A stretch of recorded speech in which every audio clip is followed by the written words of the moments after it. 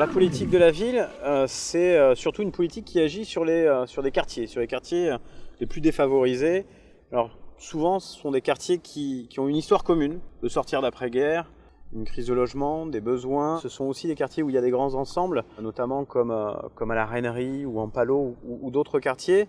C'est une politique qui est là pour agir sur le fait de réduire des écarts les plus significatifs entre les habitants qui habitent sur ces quartiers et les autres habitants de la métropole. Déjà en améliorant les conditions de vie, en détruisant des immeubles parce qu'ils ont mal vieilli, en reconstruisant des bâtiments publics aussi, mais aussi en agissant au plus près des habitants, notamment les associations.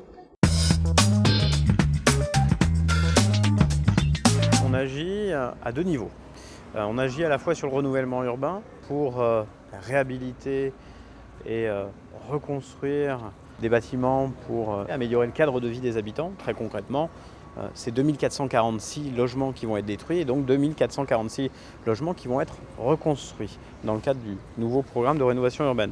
Mais c'est aussi désenclaver tous nos quartiers, c'est les réintégrer à la métropole, c'est faire en sorte que des voiries soient plus ouvertes vers l'extérieur. Mais c'est aussi accompagner au travers du contrat de ville nos associations. C'est 2,4 millions d'euros par an dans le cadre du contrat de ville qui a été signé en 2015 pour accompagner sur l'emploi, par exemple pour des galas ou alors aussi sur des forums au niveau de Souptar. C'est accompagner sur la culture.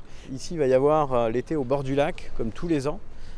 C'est aussi accompagner des associations qui œuvrent pour la prévention et pour faire en sorte qu'il puisse y avoir demain un quartier apaisé, comme tout autre quartier.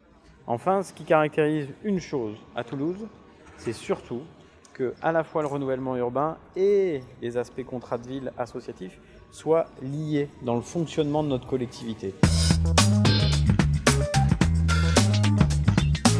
Les habitants et la concertation citoyenne, c'est l'ADN de la politique de la ville.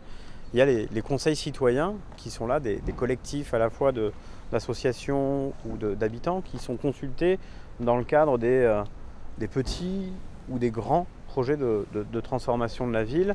Ils se réunissent entre eux pour nous donner des éléments clés de compréhension des usages du quartier. Il y a des dispositifs comme Agir dans mon quartier qui sont des fonds de soutien aux habitants pour pouvoir, s'il y a des habitants qui souhaitent faire un dispositif, une action collective, on peut les accompagner. La politique de la ville, c'est à la naissance aussi d'innovation. À l'origine, c'était 850 000 €, c'était une initiative des habitants des quartiers, des conseils citoyens. Ça a été transformé en 1 million d'euros.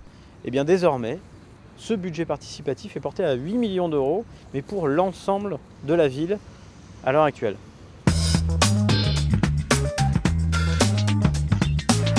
Et bien l'avenir de nos quartiers, c'est un avenir qu'on ambitionne beaucoup plus vert, là vous le voyez, beaucoup plus agréable. Ici sur Ampalo, on a l'objectif de pouvoir mettre en place une passerelle qui va relier à la fois le quartier d'Ampalo à l'île du Grand Ramier.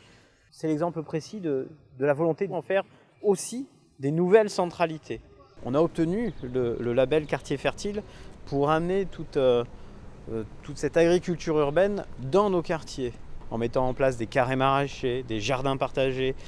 Il y a aussi cette cité de la danse que l'on espère commencer à la mettre en place à la fin du mandat.